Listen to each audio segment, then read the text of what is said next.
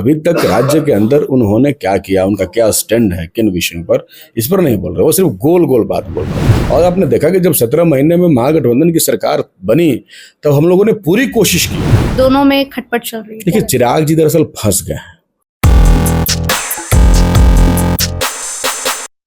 नमस्कार, आप देख रहे हैं डिस्कस भारत और मैं हूं आपके साथ प्राची सिंह।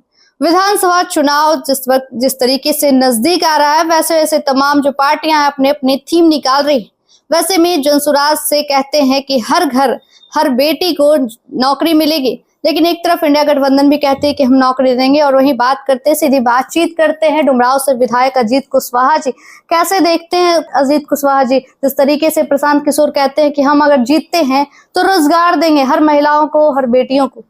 देखिए, दावों का पड़ताल करना आपकी जिम्मेदारी है, हकीकत को बयां करना हमारी जिम्मेदारी है।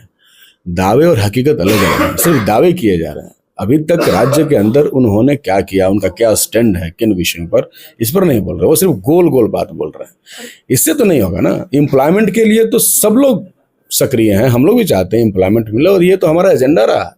और आपने देखा कि जब 17 महीने में महागठबंधन की सरकार बनी तब हम लोगों ने पूरी कोशिश की। और हम लोग चूंकि सरकार के समर्थन में थे तो हमने लगातार तमाम मीटिंग्स में, जब सरकार के मंत्रियों अधिकारियों के साथ मीटिंग हुई, तब हम लोगों ने इस बात को उठाया कि बिहार को एम्प्लॉयमेंट चाहिए, बिहार के अंदर इंडस्ट्री का डेवलपमेंट चाहिए। तो ये तो हमारा एजेंडा है कि वो हमारे एजेंडे थे, आज भी वो नहीं, वो एजेंडा। देखिए, राज्य में हमारे यहाँ तो मल्टी पार्टी सिस्टम है, कोई भी आदमी राजनीतिक पार्टी बना सकता है, अपना एजेंडा सेट कर सकता है। तो उनका भी एजेंडा हो सकता है, अच्छी बात है कि एम्प्लॉयमेंट उनका एजेंडा है।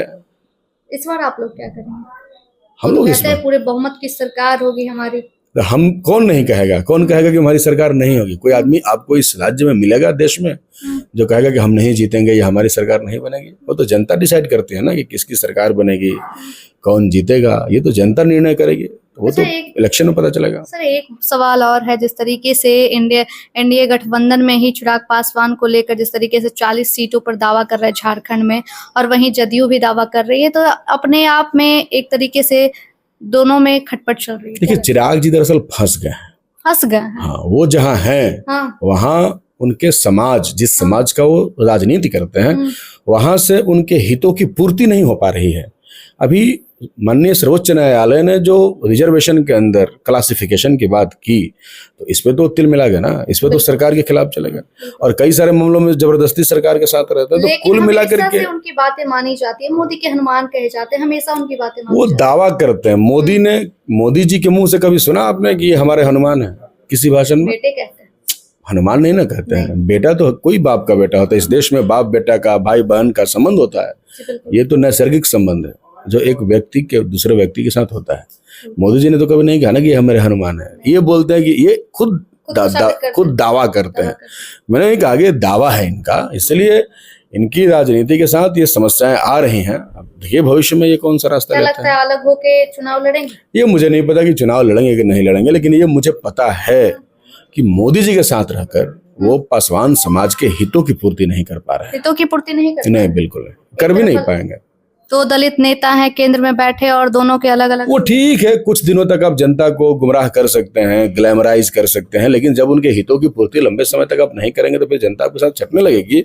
और इसीलिए इनको डर है कि जनता कहीं हमसे छटक नहीं जाए। कई बार इनको पोजीशन लेना पड़ता है।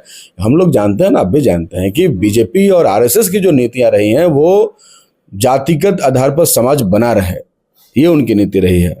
लेकिन दलित पिछड़ों की जो राजनीति रही है वो है कि जाति व्यवस्था को हम खत्म करके समाज के अंदर समतामूलक समाज की स्थापना करें। तो जो दलित पिछड़े हैं वो तो समतामूलक समाज की बात करते हैं और उन्हीं के साथ चिराग जी को रहना है। तो इसलिए उनके हितों की पूर्ति वहां नहीं हो पा रही है, इसलिए वो परेशानी में है। एक सवाल और, अंतिम सवाल ले लेते हैं। कल मुलाकात हुई थी अनंत सिंह जेल से रिहा होने के बाद नीतीश कुमार से, और फिर से जो कहते हैं कि विपक्ष लगातार, आप लोग कह रहे थे कि जो फंसाते हैं वही बचाते हैं, वही बात हो गई एक बार फिर से।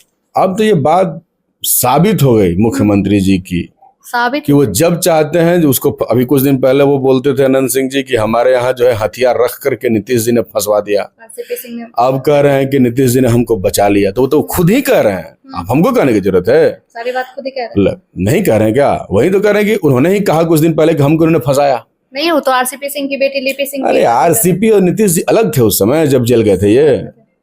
अजब हाल है। आप क्रोनोलॉजी समझिए, कभी कभी अमित शाह का वीडियो देखा करिए, वो क्रोनोलॉजी बढ़िया से समझाते हैं, समझे ना। तो आरसीपी सिंह और नीतीश जी साथ ही में थे, और लिपि सिंह उन्हीं की बेटी हैं जो एसपी थी।